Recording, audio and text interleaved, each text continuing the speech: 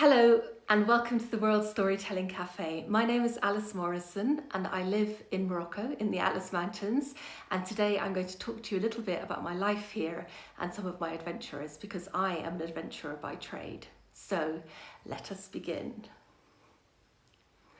Can Maya can. Once upon a time there was a girl called Alice Morrison, and she decided to run the hardest ultramarathon on earth, the Marathon des Sables, which is 6 marathons in 6 days across the Sahara Desert.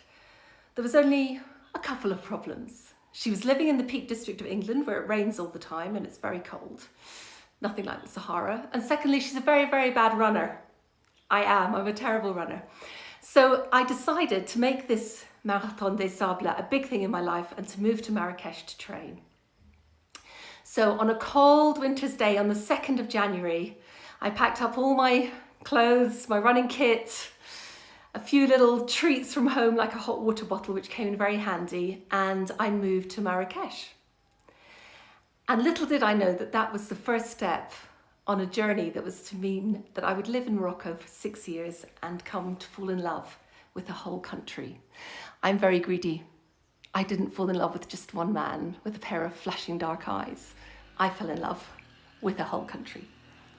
So I arrived in Marrakech in the middle of winter, and I soon realized one thing about Marrakech, that the men are very, very romantic. And although I'm a woman in my 50s, I found that I was being called all sorts of names in the street that I'm not quite sure fitted, but they certainly made me laugh. Ya gazelle, oh gazelle, someone would say. Somebody else would say, oh, magnifique, you are magnificent. And this used to make me chortle. And then really for me, the epitome of the romantic nature of your average Moroccan male came to the fore on one of my very first taxi rides in Marrakech. So in Marrakech, the system is that you share a taxi. So when you see one going past, the little yellow taxi with its light on, you flag it, they stop, in you get, and they press the counter. So I got into my taxi, and my taxi driver was a gentleman who had only one tooth right in the middle of his mouth. He was kind of bald, and he was wearing a striped shirt, and had a slightly shaved head. So anyway, we get chatting, and this is how it goes. Salaam alaikum. Wa alaikum salam. Peace be upon you be peace. And then he said, how are you? And I said, I'm fine, thank you. How are you? I'm fine, thank you. How's the family? Oh, thank you for asking. The family is very, very well. And you, how's your family? Oh, my family also, they're doing so well. Thank you very much. How's your health? My health is excellent. Thank you very much. By now you'll have realized that greetings in Morocco are a long and complicated process. So we go on. How is your health? My health is excellent, thank you. And you? Oh, it's very, very good. And what about the weather in Marrakech at the moment? It's great. It's not too hot. It's not too cold. Indeed it is, said my lovely taxi driver. He said it's very good because in the summer, we taxi drivers, we get very hot. The sun's coming in through the window all day, and it's especially bad in Ramadan when we're fasting. So I commiserated with him at some length about life as a taxi driver. And then we got on to, by then we'd been together for about 10 minutes, so we felt we really knew each other.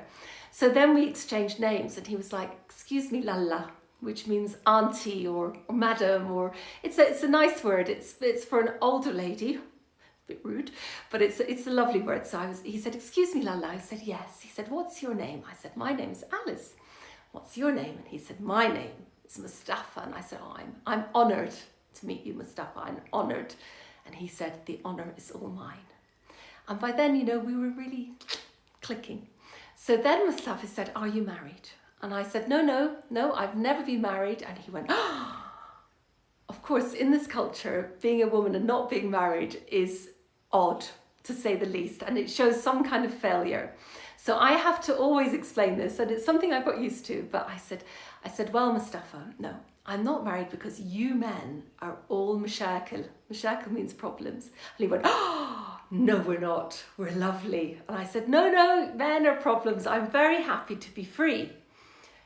And he said, but why? He said, you're so nice. He said, you're so pretty. He said, by which time my ego was swelling. My head was getting bigger and bigger and bigger. He said, you're so nice. He said, don't worry, I know. He said, I'll marry you. And I said, well, Mustafa, we don't know each other very well, but thank you very much indeed for that kind invitation. I may take you up on it. And then he paused for breath and said one thing, and I waited. I didn't quite know what was coming. He said, are you a virgin? And I said, without hesitation, consigning to the past a long and enjoyable youth, I said, of course I am. I'm not married. At which point he said, thanks be to God, alhamdulillah, in which case we can get married. I'm going to give you my phone number. You call me up and we'll arrange it. So at the end of the taxi journey, as I was getting out, he said, don't forget, here, stop, take my phone number. He said, don't forget, I have a taxi. So there you go. My first introduction to the romantic Moroccan man. One of the things I love about Marrakech is it's really a party town. So people come from all over Morocco as well as from abroad to really enjoy the kind of the sights, the sounds, to go out to the clubs, to go out to the coffee shops, to go out to the juice bars, or even just to sit in a family in the middle of the main boulevard and eat tagine at night when you can smell the orange blossom and you can hear the sounds of all the little motos driving past. It's a very, very beautiful city. And one of the things I like as well is that people know how to dress up. It took me some time to understand that in Morocco, and in Marrakech especially, what we would call indoor wear is in fact outdoor wear. So at this time, I was sharing my flat in Marrakech with two lovely girls, with Olivia and Serena, both from the US of A. And we've been having a really good time. They were much younger than me. They were probably, if I had a daughter, they'd be my daughter's age, which always caused some hilarity when people said, are you their mother? They would go, oh, no, she's just a friend. And of course, I was actually very, very complimented because they're beautiful women. So one day we decided to take the bull by the horns and join in the Marrakech fashion parade. So the three of us got out our best, our finest, our fluffiest, our spangliest pajamas. Serena was decked out in blue, turquoise blue and a leopard skin print fluffy fleece. Olivia looked gorgeous in a kind of a pinky red with some orange flashes. And I went full metal Miss Kitty. So I had on tartan fleecy trousers and a tartan pajama top, bright red, with Miss Kitty in a heart on my chest. So dressed up in our finery, we took to the streets of Marrakech. And of course, you know, for us, the girls are from America, Serena's from New York. You would never go out in your pajamas. So we thought this was very funny. And we started off, we thought, we're going to hit the town big. We're going to go to Starbucks in Gillies. So off we trotted to Starbucks. And we joined the queue, the three of us, quite conspicuous in our pajamas. And when we got to the front of the queue, the girl who was serving, who's a very chic girl, a Moroccan girl, she said, wow, you guys are really taking the town by storm. I'm glad to see you've adopted Moroccan fashion. So we knew we were onto a good thing.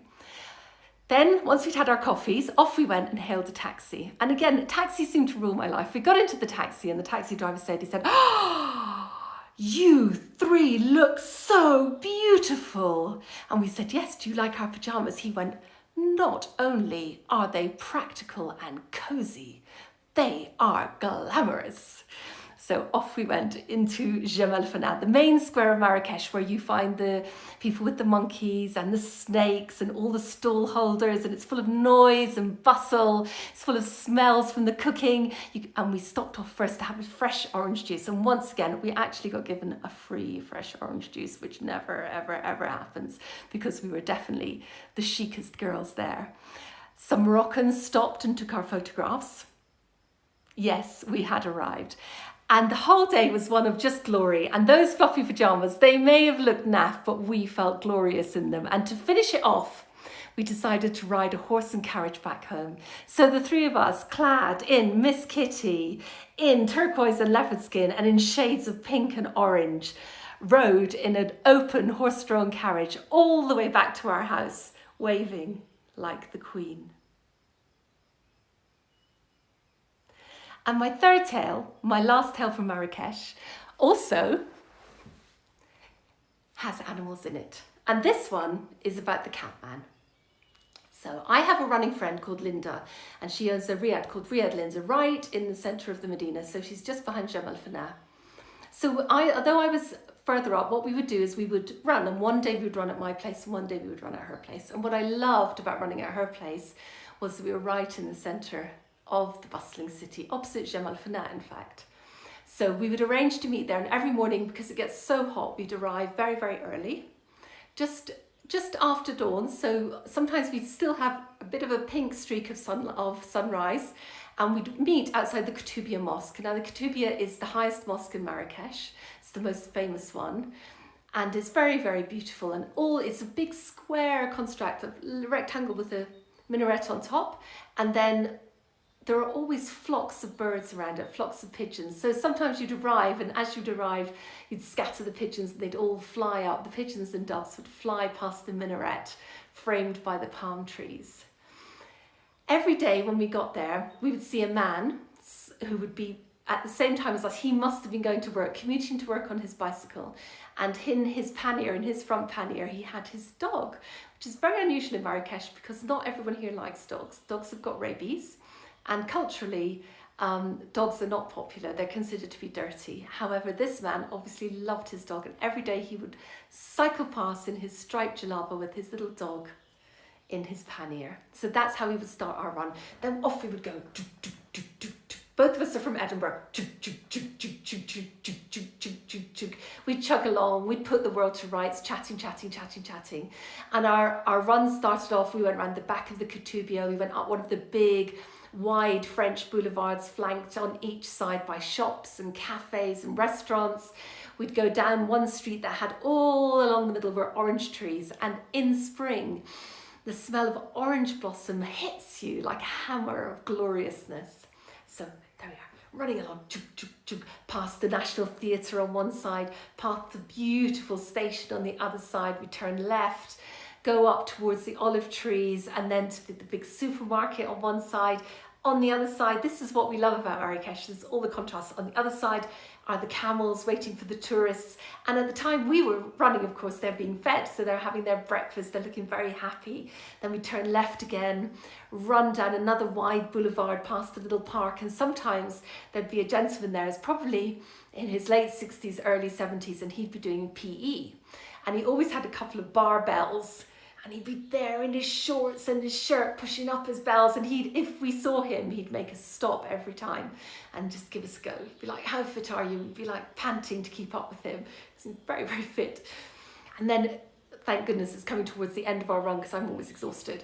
So we're running along past the beautiful Mamounia Hotel where Churchill's paintings and sketches still are hanging in the foyer, and the gardens are exquisite, again through some more orange trees, orange blossom, up the back of the Mamounia, up the very back of the Mamounia, into the back of Jamal Fana, and there we are. We're just behind the Koutoubia, and there is a pomegranate stand.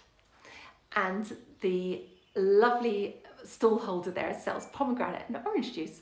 And of course, once you've done a run, there's nothing better for you than a glass of pomegranate juice. He has a cart.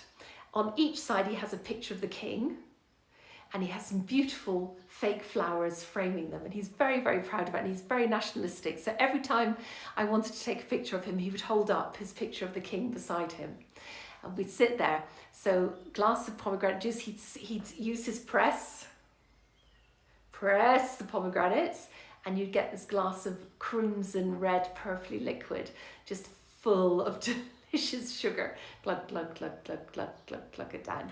And then the last tiny bit of our run would just take us just take us down the side of the Koutoubia. And one day we're doing this as usual, and we noticed something very, very strange.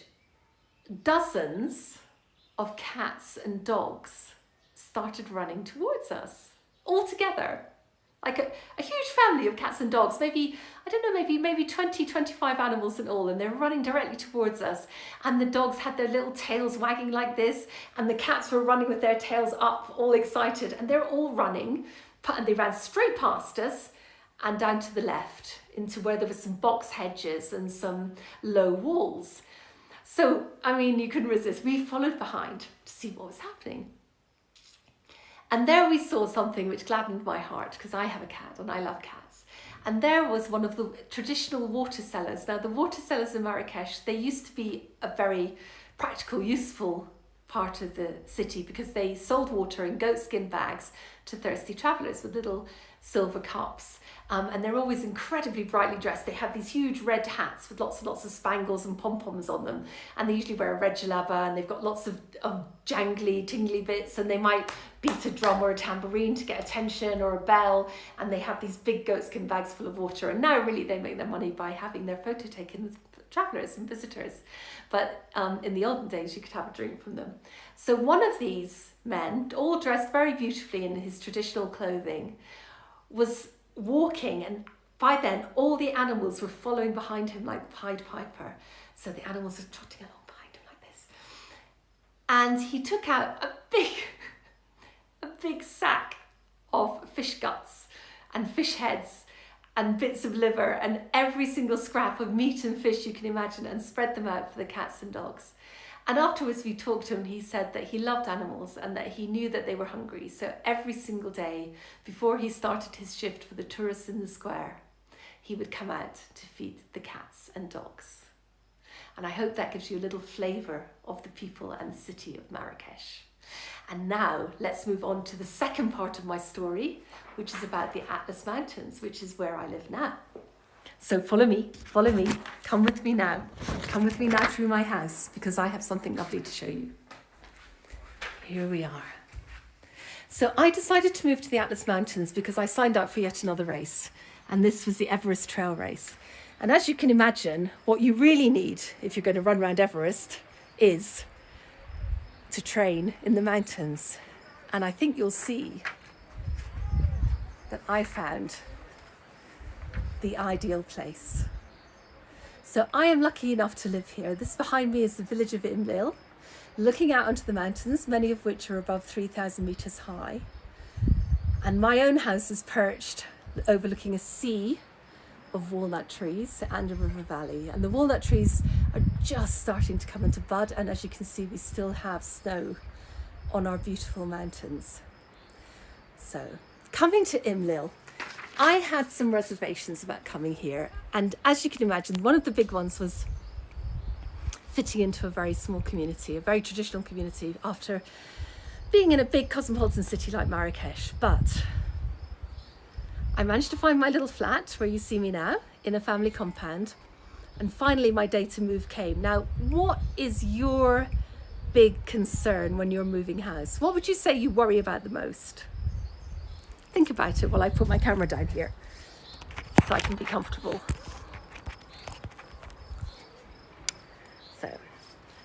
So what do you worry about when you're moving house?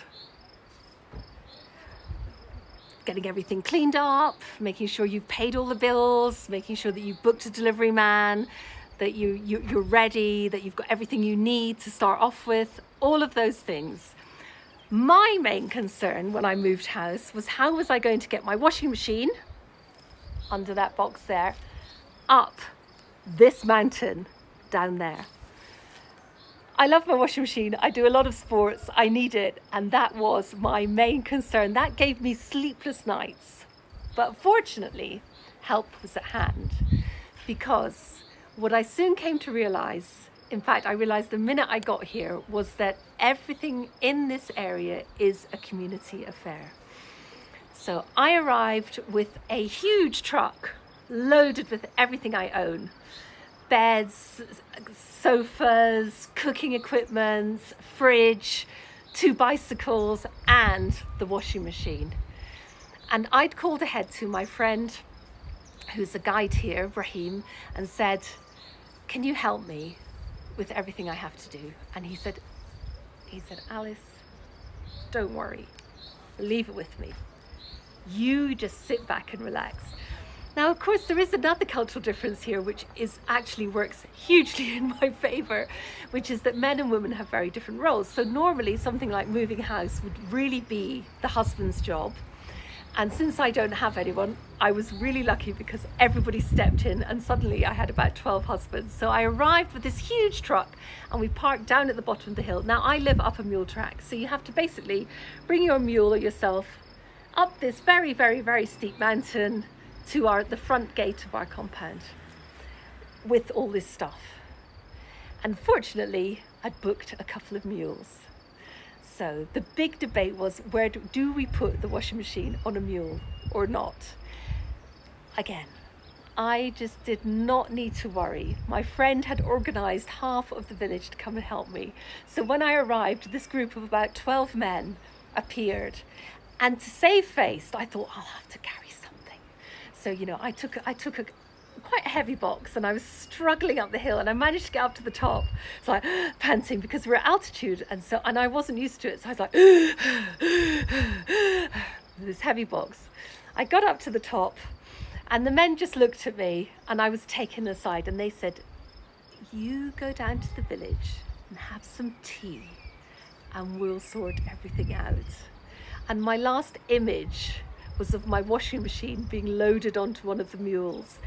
And Imran, who I later found out is 8 years old, staggering under an ironing board and a big bag of shoes and bringing them all up here. So that was my moving in. And then I arrived back in the house. And the great thing is people don't just leave you to your own devices. I'm going to show you some more of those mountains. People don't just leave you to your own devices. Oh no. So in came everybody. All these people I'd never met. They all came in. They said, have you had some tea? I said, yes.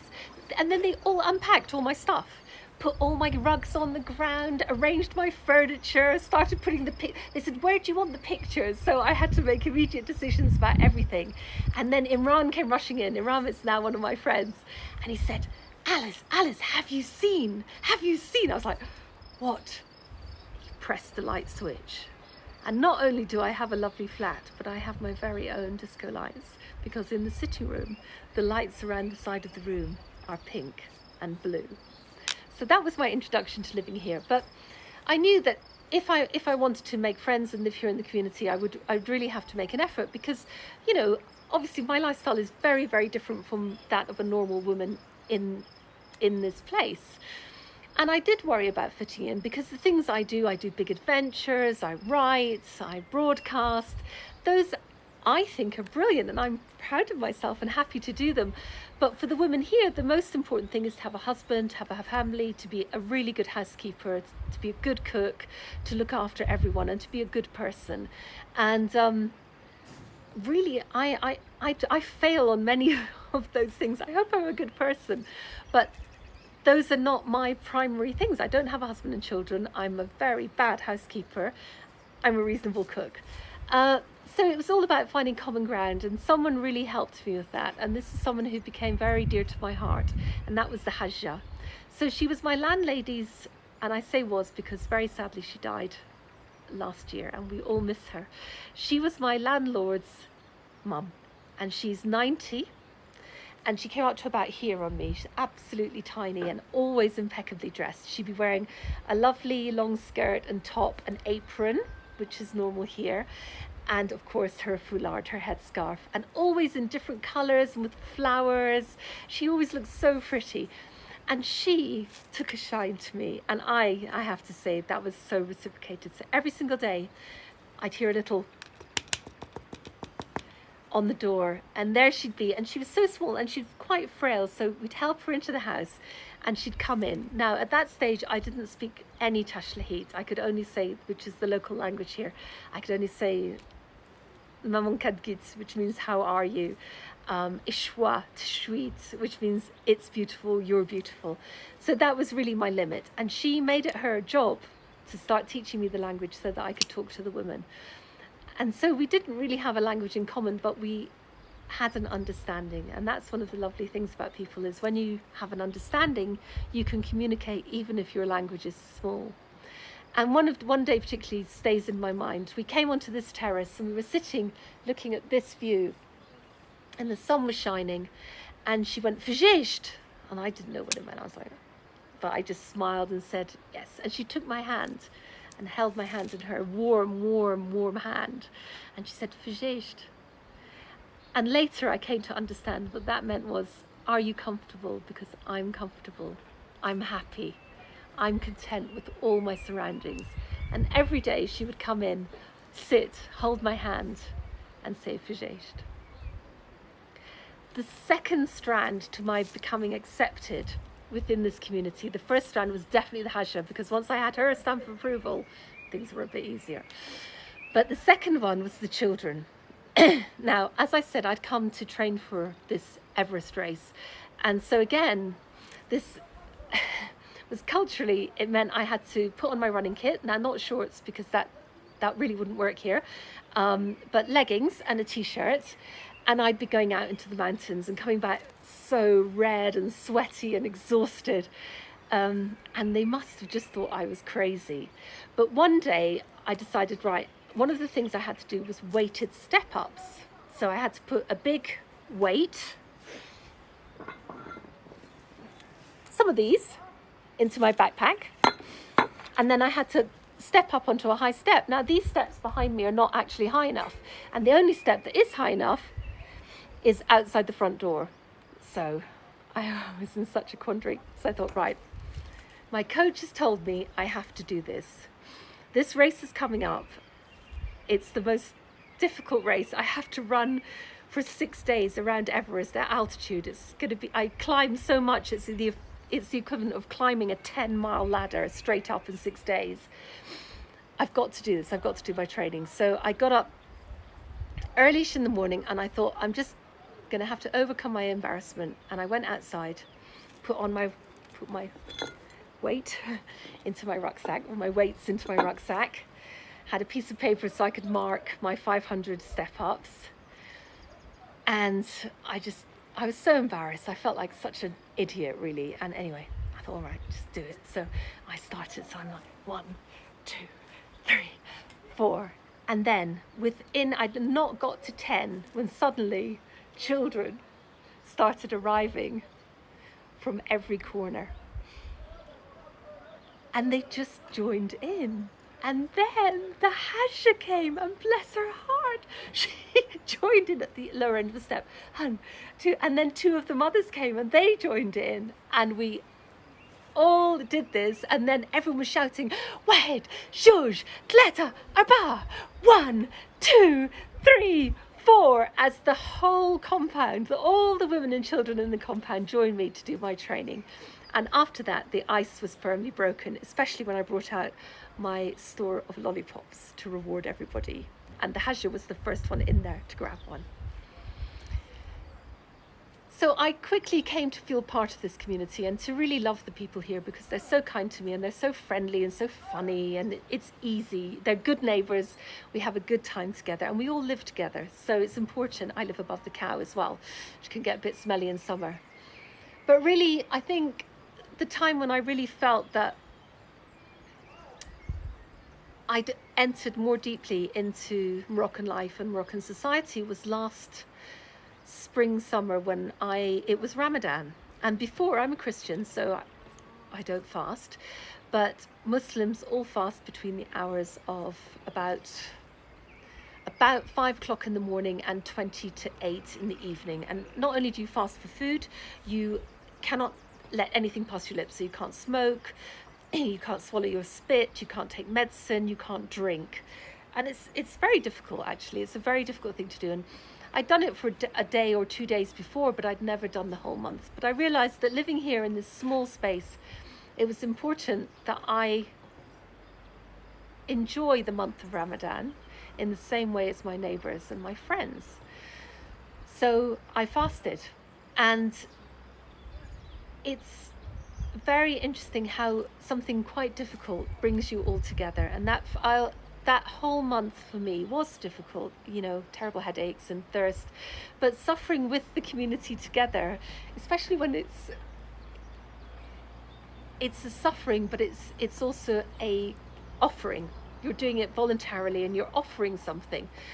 And we were all together. So every day, we'd all go out in the morning and go, hello, how are you feeling? Oh, a bit thirsty. Then it would come to about 3 o'clock. Everyone would go, how's it going? I would go, oh, I'm so thirsty. I'm so hungry as well. Because surprisingly, I felt hungry as well as thirsty. I didn't think I would. But then the bonus was every single night of Ramadan, I was invited to break the fast with Fatima, my downstairs neighbour, my landlady, and her family. And that was very special to me because every night, you were all waiting for 20 to 8. So about 7:30, they'd be yelling up, Alice, Alice, hurry up, come down. And we'd all go and sit round the table. And I'd always bring something as well, but we'd sit round the table and we'd be waiting. And then the fresh juice, little treats would come out like the fresh juice and the lovely candied pastries called shabakia that you eat with the soup. So the first thing you eat is some dates, some milk, some soup, and these lovely pastries. And that just quenches your thirst immediately. And then you do drink water as well, of course, but you don't glug down a litre. And so every day I'd be sitting with the women downstairs, the men eat separately, and we would break the fast together. And for me, these mountains are so beautiful. Look at them. Look how wonderful they are.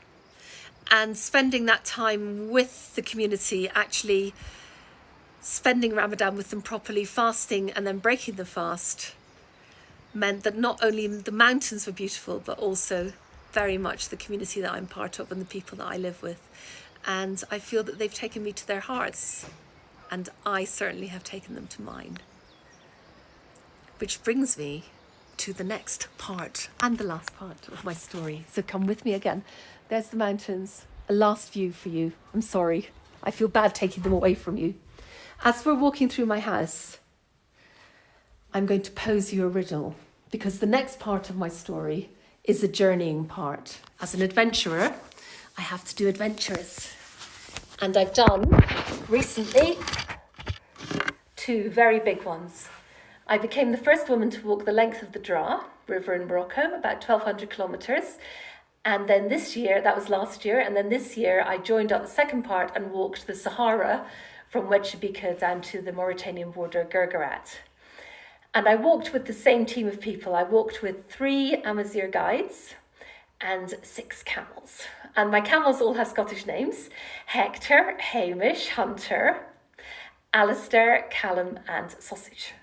And the men are called Brahima Halfi, Brahim Butchum,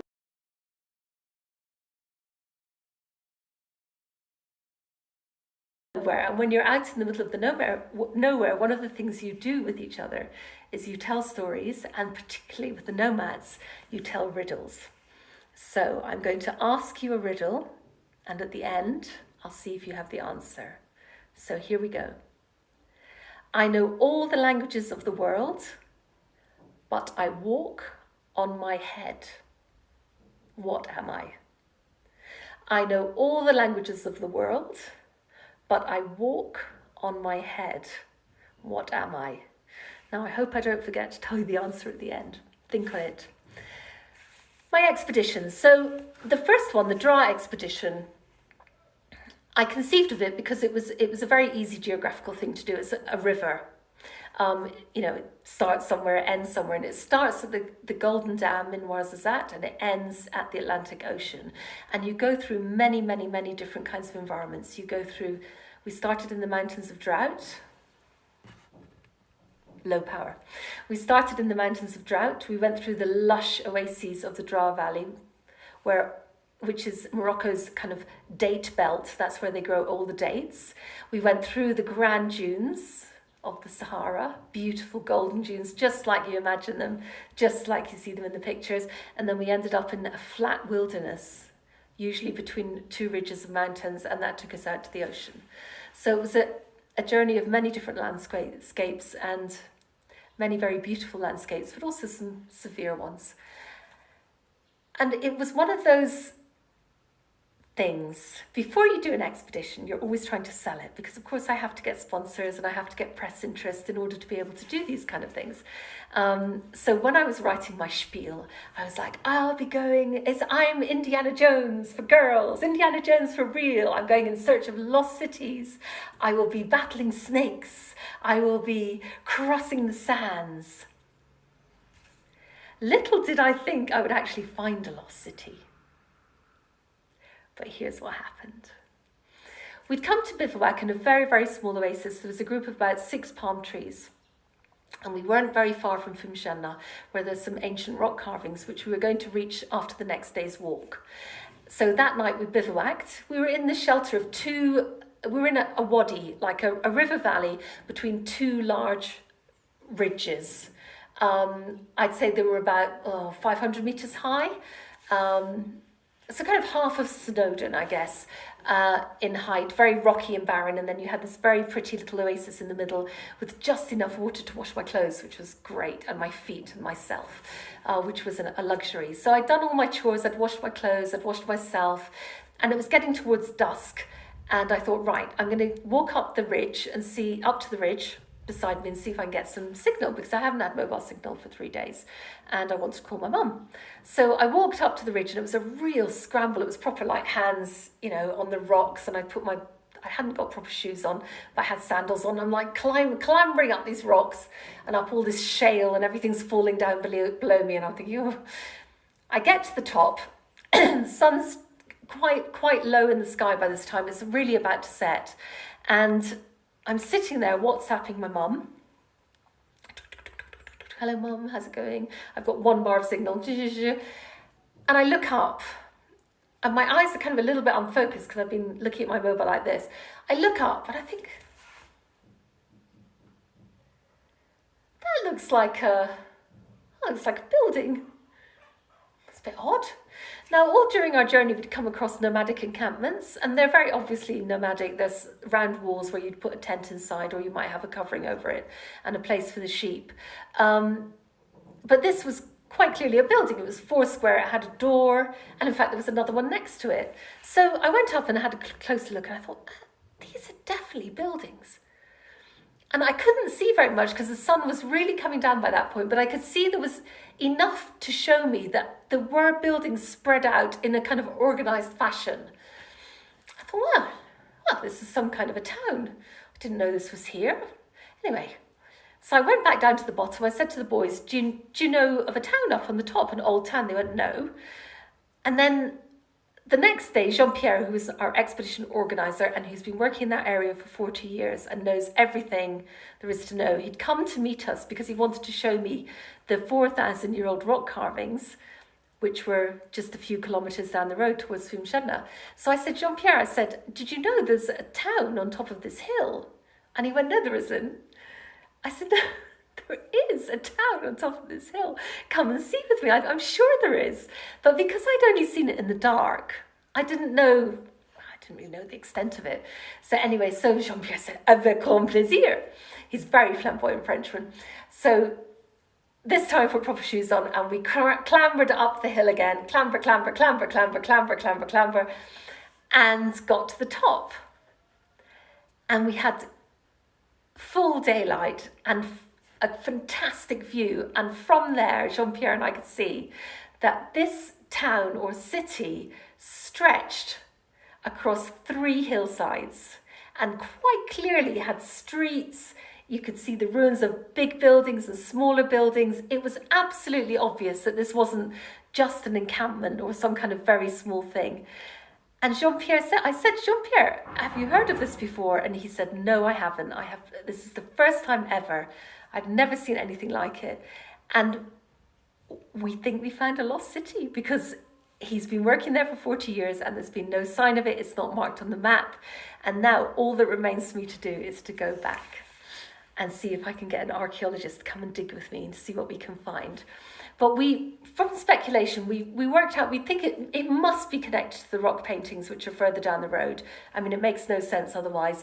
And it must have been from that era, about 4,000 years ago, when there was much more vegetation in that area, and there were wild animals, and there was the ability for animals to live off the water and the grazing that there would be. It's also not that far from the Dra River, so that animals would have been able to graze and come back. The one thing for me was it was very inaccessible from the side we came up.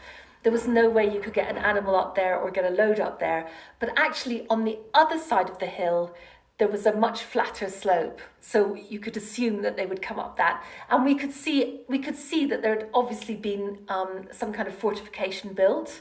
There was a wall around it. And again, in that time, that would have been a route for trade. So there must have been people up there. They must have had soldiers to guard them and to make sure that they could go about their daily life without any danger. So that was my finding a lost city. So my advice to everyone is, if you're near a mountain, go up it to WhatsApp your mum and you might find one. You learn a lot when you do adventures and you're out of your own environment and you're walking across the wilderness and you're walking with camels. You've got these animals with you. And one of the things I learned how to do was how to tar a camel's bottom. Now then, it may not sound like a hugely useful skill, but it is. Because when you get towards the warmer weather, so as we got towards the sea, there were more and more ticks. And as we all know, ticks are quite dangerous and they're really grim things. And these ones, once they'd been on the camels, they were about that size. They fed off so much blood. They got so fat. And they really bothered the camels. And it's not healthy for them to be covered in ticks. So what we did was we got this natural tar, which comes from the bark of a tree. And it smells just like tar. Very, very, very strong tar smell. Very strong indeed. So what you do, so this is my lesson for you, free of charge, my masterclass in how to tar a camel's bottom. You will need two people, I should say, for this task. You will need one at the front of the camel and one at the back of the camel. The one at the front of the camel, put a rope around your camel's mouth like a halter, and put your one hand right next to the mouth and one hand down here. Then couch your camel, bring it down onto its four knees so it's sitting there calmly and peacefully. And if you're at the front of the camel, keep a firm hand on it and talk to it in a calm voice. Oh, Hamish, don't worry. Nothing bad is going to happen. Meanwhile, at the business end, at the back of the camel, the tar stings. This is what you need to know. It smells really strong and it stings on the skin, even for camels. So at the back of the camel, so you can imagine on your bottom. So at the back of the camel, first thing, where you put on your plastic bags as gloves and tie them here with twine. Get your big stick of tar or brush if you've got one. Then lift up the camel's tail gently, and then very quickly tar its bottom. Because as you do that, the camel is going to jump up, try and kick you, and try to run away. And what you must remember about camels is they can kick. They're very flexible. So they can kick not only backwards, but they can kick sideways. So that is my top tip for you, how to tar a camel's bottom. And my third and final thing from my journeys is a little story that isn't mine, but is one that was told to me by Brahim Boudroum. We had long nights together in the mess tent.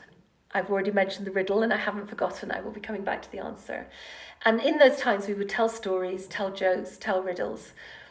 And the stories were often traditional ones. So this is a traditional Moroccan story and many of you may know it, but if you don't, it's the story of the hedgehog and the eagle.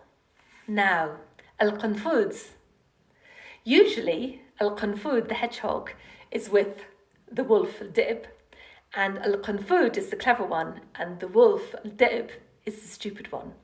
But as it happened, on this day, al-Dib, the wolf, was on holiday, and the hedgehog, aware of his high intelligence, was just basking in the sunlight, enjoying himself, lying out like this, really stretching into it, having a sunbathe. And then as he was there like this, just enjoying himself, up came, flying over him, the shadow of the mighty eagle. And the mighty eagle circled and circled and circled and then landed gently beside him and went, Assalamu alaikum. And the qunfud said, Wa alaikum salam. And the eagle said, oh, clever, clever hedgehog. How happy I am to have met you in this place. And the hedgehog said, well, thank you for this compliment, mighty eagle. That means a lot coming from you who are the king of birds.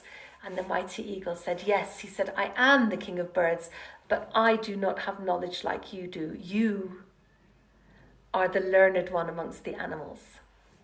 So the hedgehog's feeling pretty good. He's like, oh, I'm the learned one. I feel great about this. So the hedgehog, he's basking in his own glory, and he says, so Mr. Eagle, so King Eagle, how can I help you today? Because the eagle obviously has something on his mind. And the hedgehog wonders what it will be. Does he have to give him marriage advice? Is there maybe a dispute between the birds? Maybe the pigeons are arguing with the crows. And he's turning in his mind what he's going to be talking about. And the eagle says, oh, Mr. Hedgehog, I have a problem. There is a very delicious fruit that I wish to taste. I have never tasted it, but I know it's going to be the most succulent, marvelous fruit in the world. And the hedgehog said, oh, he said, well, what's the problem? You know, you eat all fruits. You can eat apples, you can eat oranges, you can eat figs, you can eat dates. What's the problem? And Mr. Eagle, King Eagle said, well, the problem, Mr. Hedgehog, is that this fruit has got a very hard, bristly outer coating, and it's very difficult to get into. I've tried it. I've kind of rolled it on the ground. I've pecked at it, but I can't get into it. It's got this tough outer layer, and I just cannot penetrate it, even with this beak and these talons. And the hedgehog said, nothing easier. Nothing easier. He said, this is what you do. So the eagle was all ears, if an eagle can be all ears. The eagle said, oh, what do I do? And the hedgehog said, well, take the fruit, fly up about 1 kilometer high, and then drop the fruit. The hard exterior will crack, and you'll be able to get inside. And the eagle, he said, Alhamdulillah, thanks be to God. Thank you, Mr. Hedgehog. And with those words, he picked up the hedgehog in his talons, climbed to 1 kilometer, dropped the hedgehog, cracked him open, and ate the delicious hedgehog fruit inside. The moral story is, you can be too clever. So that was my story. Thanks to Brahim Budkhun for that. And to end everything up, just before I pass around the hat, because there is a hat for donations, and I would really appreciate it if you would give something small, if you can afford it. That would be lovely, in traditional minstrel style, singing for my supper. But before we go there, do you remember the riddle? I know all the languages in the world, but I walk on my head. What am I? Did you get it? I am a pen. Thank you for listening, and I hope to see you again soon. People, wherever you are, thank you for listening to that last storyteller. What an amazing performance. And if you enjoyed it, the hat, look just below the story. If you're on the website, and I do encourage you to go to the website, and you can put a little in the hat. If you're in Texas, I've got a Texas hat. Got this in Kerrville. You could drop $1 in, or $2. If you're in England, you can drop £1 in, or more. If you're in Canada, well, you could drop a few dollars in. And maybe if you're right up north in Lapland, you could drop a few kroner in, or maybe €1 or 2. It will be much appreciated. Thank you. Don't forget the hat and enjoy the stories.